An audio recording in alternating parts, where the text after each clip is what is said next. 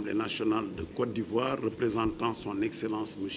Soro Kigbafouri Soro, président de l'Assemblée nationale, Excellence M. Julio César Hébert Duarte Lopez, ministre de l'Intégration du Cap-Vert, membre du Conseil des ministres de la CEDEAO, Madame la deuxième vice-présidente du Parlement de la CEDEAO, chef de la délégation des députés ivoiriens au Parlement de la CEDEAO, Messieurs les membres du bureau du Parlement de la CEDEAO, distingués collègues membres du Parlement de la CEDEAO, Monsieur Carlos Babacar Mbaye, représentant du président de la Commission de la CEDEAO, Mesdames et Messieurs, honorables ambassadeurs et membres du corps diplomatique accrédité ici à Abidjan, honorables députés, chers invités, distingués personnalités, en vos titres, grades et qualités respectifs. C'est un honneur pour moi de m'adresser à nouveau à vous à l'occasion de la cérémonie d'ouverture de la deuxième session extraordinaire du Parlement de la CEDEAO au titre de l'année 2018. En ouvrant la présente session extraordinaire, troisième du genre tenue hors du siège après celle de Lomé et de Dakar en février 2018, je voudrais relever son importance, bien qu'elle soit prévue par l'acte additionnel portant renforcement des prérogatives du Parlement de la CEDEAO. Il s'agit de notre procédure interne devant aboutir à l'adoption du budget du Parlement. En effet, l'ordre du jour de notre session extraordinaire porte essentiellement sur l'adoption du projet de budget du Parlement exercice 2019. Honorables députés, distingués invités, au nom du Parlement de la CEDEAO, je voudrais remercier tous ceux qui se sont impliqués pour la réussite des assises d'Abidjan.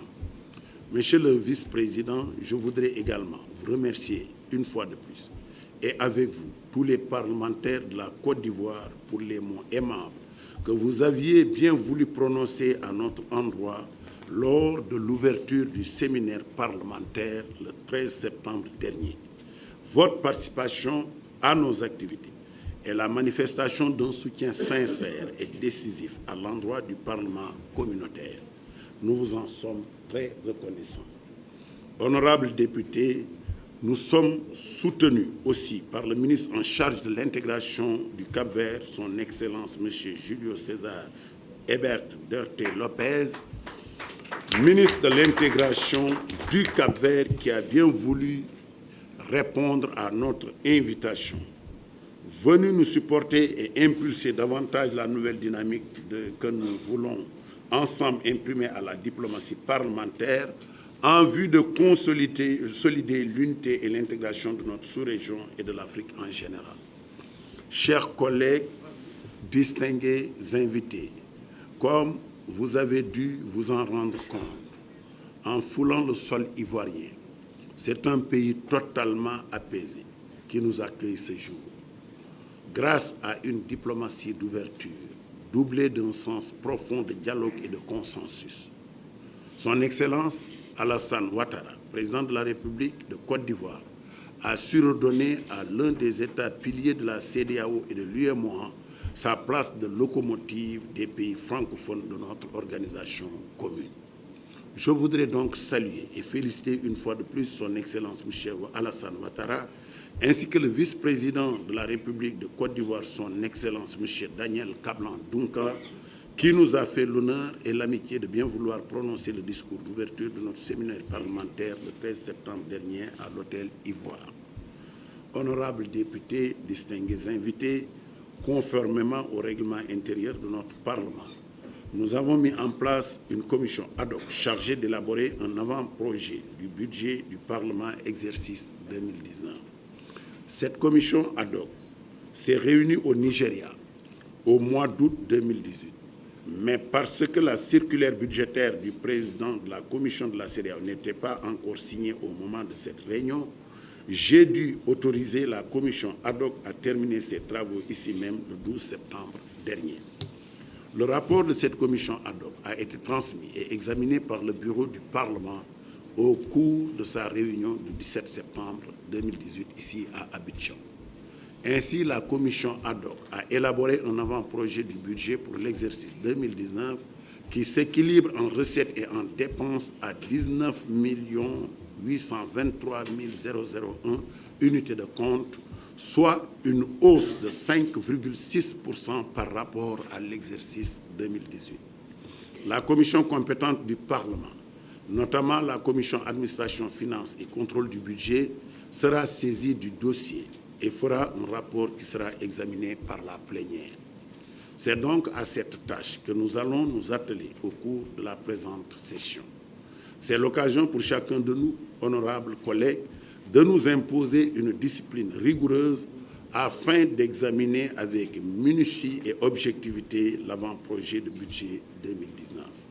C'est pourquoi j'appelle à votre devoir d'assiduité et de ponctualité afin que puisse s'accomplir dans les bonnes et fructueuses conditions le traitement complet de notre ordre du jour.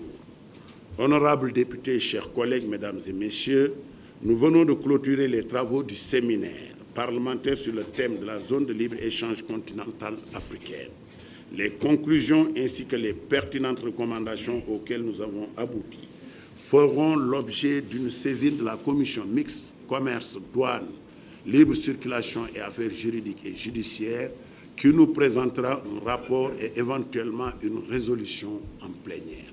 Sur le plan de la diplomatie parlementaire, la Sierra Leone a été secouée par une crise post-électorale sans précédent.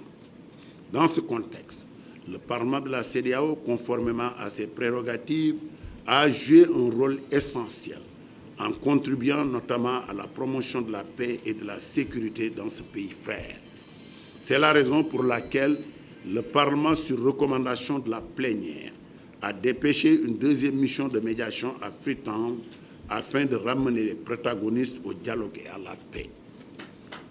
Car nous croyons fermement que c'est par la paix que se réalisera une union plus consistante et plus durable, porteuse de fraternité dans notre espace communautaire. Le rapport de cette mission fera l'objet d'une saisine de la Commission Affaires juridiques afin de mesurer en plénière les progrès enregistrés dans la résolution des contentieux post-électoraux qui nous ont tant préoccupés. Pour évoquer le contexte régional, il me plaît de vous informer que nous avons reçu de la délégation du Nigeria au Parlement de la CEDEAO un courrier que j'ai lu tout à l'heure, nous informant de la période cruciale d'enregistrement des candidatures pour les législatives de février 2019. À cet effet, ils ont présenté leurs excuses pour la non-participation de la plupart des députés de la dite délégation.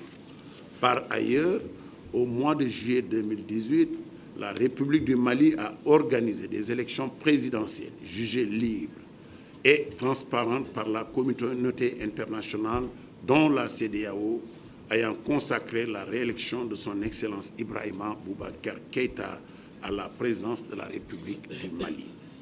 À l'issue de ces élections, le Premier ministre a été reconduit et a conséquemment formé un nouveau gouvernement.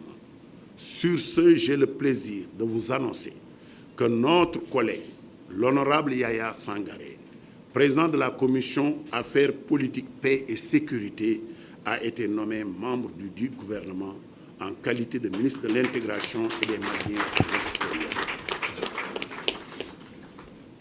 C'est pour moi l'occasion de le féliciter en votre nom à tous. Le peuple malien pour sa maturité politique. Le président de la République du Mali, son Excellence Ibrahima Boubacar Keïta, pour sa brillante réélection. Le Premier ministre Souleymane Boubèye Maïga pour sa reconduction à la tête du gouvernement. L'honorable Yaya Sangaré pour sa nouvelle nomination au poste de ministre. Je leur souhaite bon vent et les félicite en votre nom à tous. Honorables députés, mesdames et messieurs, sur un tout autre plan, notre session s'ouvre en pleine période d'hivernage, caractérisée par d'intenses travaux champêtres pour nos braves agriculteurs et éleveurs. Nous leur souhaitons une bonne campagne agricole. Il ne me reste plus qu'à renouveler à toutes les délégations l'expression de notre cordiale bienvenue et à souhaiter plein succès à nos travaux. Je vous remercie. Obrigado. Thank you.